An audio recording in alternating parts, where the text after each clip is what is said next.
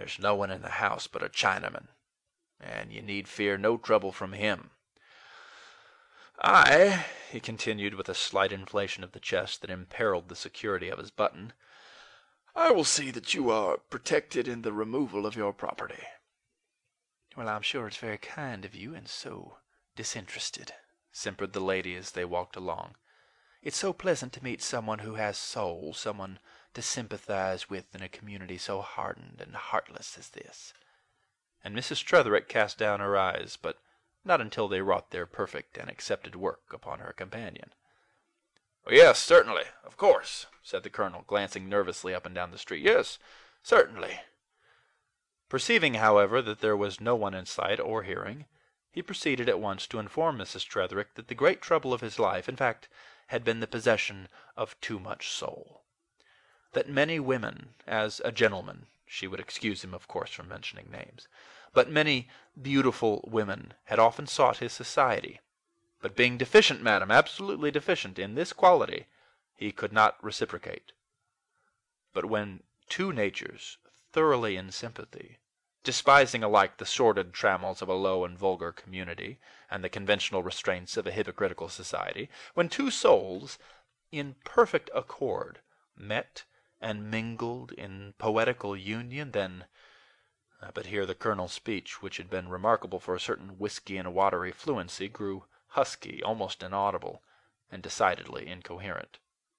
Possibly Mrs. Tretherick may have heard something like it before, and was enabled to fill the hiatus. Nevertheless, the cheek that was on the side of the colonel was quite virginal and bashfully conscious until they reached their destination.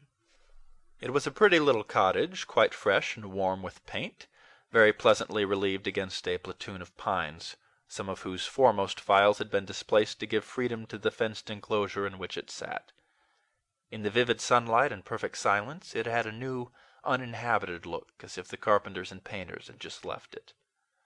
At the farther end of the lot, a Chinaman was stolidly digging, but there was no other sign of occupancy. The coast, as the colonel had said, was indeed clear. Mrs. Tretherick paused at the gate. The colonel would have entered with her, but was stopped by a gesture. "Come for me in a couple of hours, and I shall have everything packed," she said, as she smiled and extended her hand. The colonel seized and pressed it with great fervor.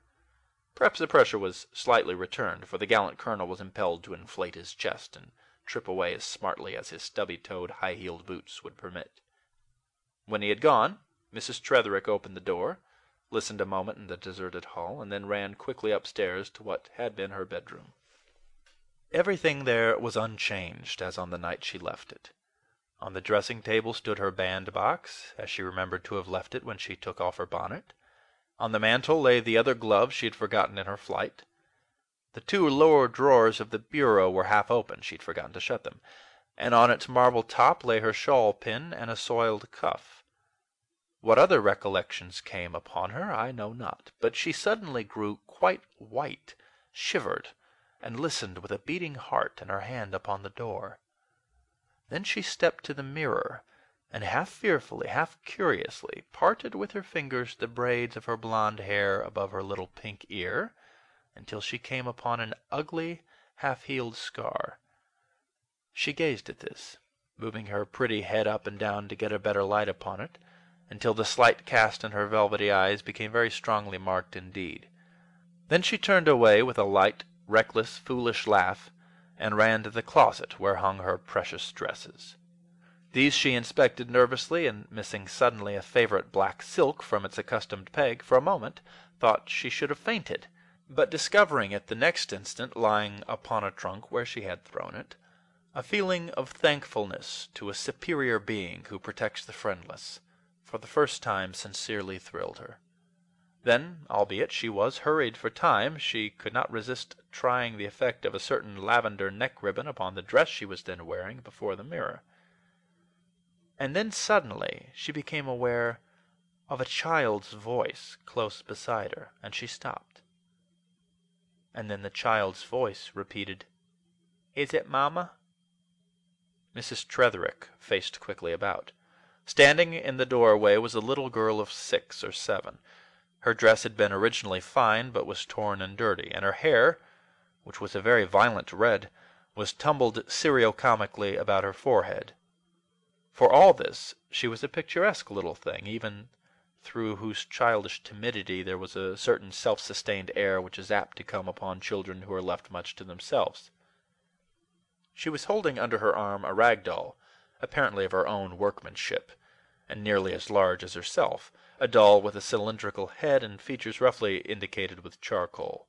A long shawl, evidently belonging to a grown person, dropped from her shoulders and swept the floor. The spectacle did not excite Mrs. Tretherick's delight. Perhaps she had but a small sense of humor. Certainly when the child, still standing in the doorway, again asked, "Is it Mamma?" she answered sharply, "No, it isn't," and turned a severe look upon the intruder. The child retreated a step, and then, gaining courage with the distance, said in deliciously imperfect speech, "Doe way, then. Why don't you doe way?" But Mrs. Tretherick was eyeing the shawl. Suddenly she whipped it off the child's shoulders and said angrily, "How dared you take my things, you bad child?" "Is it yours? Then you are my mamma, ain't you?" "You are mamma," she continued gleefully, and before Mrs. Tretherick could avoid her, she had dropped her doll, and catching the woman's skirts with both hands, was dancing up and down before her. "What's your name, child?" said Mrs. Tretherick coldly, removing the small and not very white hands from her garments. "Terry." "Terry?" "Yes, Terry. Caroline." "Caroline?"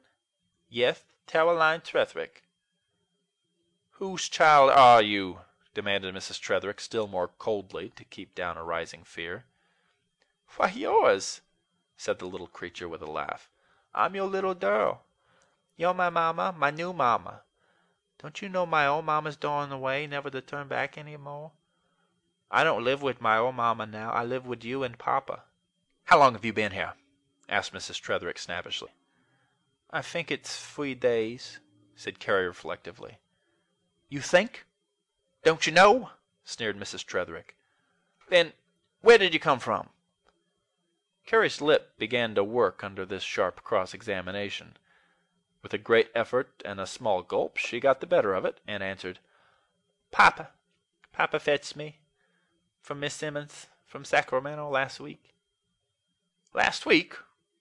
You said 3 days just now," returned Mrs. Tretherick with severe deliberation. "I meant a month," said Carrie, now utterly adrift in sheer helplessness and confusion. "Do you know what you are talking about?" demanded Mrs. Tretherick shrilly, restraining an impulse to shake the little figure before her and precipitate the truth by specific gravity. But the flaming red head here suddenly disappeared in the folds of Mrs. Tretherick's dress, as if it were trying to extinguish itself forever. "Well, there now. Stop that sniffling," said Mrs. Tretherick, extricating her dress from the moist embraces of the child, and feeling exceedingly uncomfortable.